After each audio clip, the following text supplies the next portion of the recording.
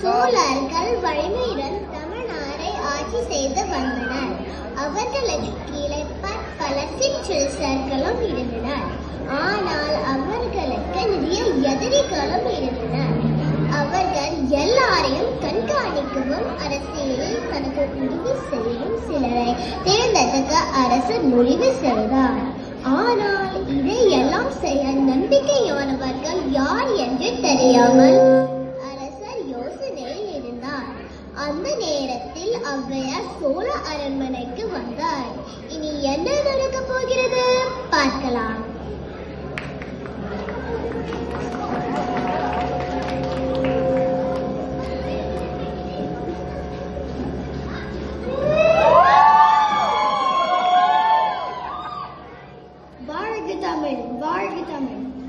வாழ்க மன்னா.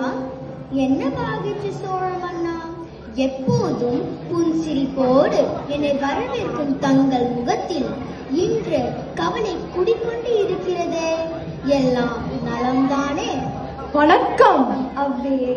உங்கள் ஆசீர்வாதத்தால் அனைத்தும் அனைவரும் நலமே. சிறிது மனக்குழப்பம், வேறொன்றுமில்லை. இந்த மூதாட்டியிடம் பகிரக்கூடிய விடயம் என்றால் உங்கள் குழப்பம் தீர என்னால் உதவ முடியும் அண்ணா. நம் சோழ ஆட்சியின் கீழ் சிற்றரசர்கள் பலர் ஆட்சி செய்து வருகிறார்கள். அவர்களின் செயல்களில் கண்காணிக்கவும் அரசியல் காரியங்களில் அரசுக்கு அறிவுரை கூறி உதவவும் சிலரை நியமிக்க முடிவு செய்தேன். ஆனால் யாரை நியமிப்பது என்பதில் மிகவும் குழப்பமாக உள்ளது. நல்ல முடிவு மன்னா. உங்கள் மனதில் யாரையெல்லாம் தேர்வு செய்துள்ளீர்கள்? முதலில் சாஸ்திரங்களை தேர்ச்சி பெற்ற பண்டிதர்களை நியமிக்கலாம் என்று நினைத்தேன். அது நல்ல யோசனைதான். ஆனால் பண்டிதர்கள் சிறந்த கல்வியாளர்களாகவோ ஆசான்களாகவோ இருப்பாங்க. ஆனா அரசியல் நிர்வாகம் பண்ண அவர்களால் முடியாது. சரி, அப்போ தளபதிகளை நியமிக்கலாமா? தளபதிகள் போர்க்களத்தில் வல்லவர்கள் மன்னா. ஆனால் சின்ன சின்ன பிரச்சனைக்கும் அவர்கள் போரை தான் தீர்வாக நினைப்பார்கள். அதனால் நாட்டில் சண்டைகள் அதிகரிக்கும், மக்கள் கஷ்டப்படுவாங்க. சரி, அப்போ வணிகர்கள் எப்படி? வணிகர்கள் செல்வம் சேர்ப்பது வல்லவர்கள். ஆனா அவர்களால் மக்கள் நலனை கவனிக்க முடியாது. அவர்கள் மனதில் பணம் மட்டும் தான் இருக்கும். அதனால் அவர்கள் ஆட்சி பண்ணினா வரிகள் கூடும், மக்கள் கஷ்டப்படுவாங்க.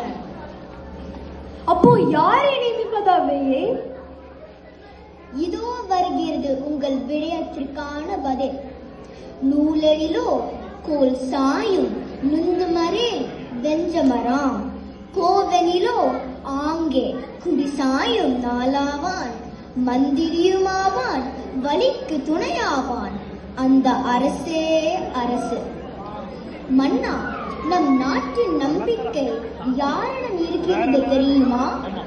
நம் நிலத்தோடும் நம் மக்களோடும் சுவாசம் பகிர்ந்து வாழும் விவசாயிகளிடமே. விவசாயிகளா? ஆமண்ணா, விவசாயிகளுக்கு தான் மக்கள் பசி, வலி, துன்பம் எல்லாம் நன்றாக தெரியும். அவர்கள் எடுக்கப்படும் எந்த முடிவும் மக்களை பாதிக்காது. அவர்கள்தான் உன் ஆட்சிக்கு பெரும் பலமாக இருப்பாங்க. உண்மை.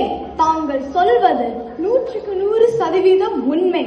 நம் நாட்டின் நலனுக்காக, நம் மக்களின் நலனுக்காக விவசாயிகளை நியமிக்க தக்க சமயத்தில் வந்து நல்லதொரு தீர்வை தந்தீர்கள்.